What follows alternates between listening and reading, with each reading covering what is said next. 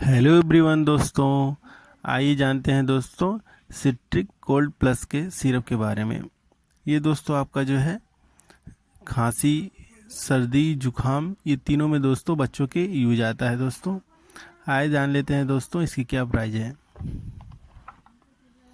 ये आपका दोस्तों 85 रुपये MRP में आता है, जो किसी भी नज़दीकी मेडिकल स्टोर पे आसानी से उपलब्ध हो जाएगा। आइए दोस्तों जान लेते हैं इसमें कौन कौन सी दवा मिली हुई है दोस्तों, क्या कंपोजिशन है इसका।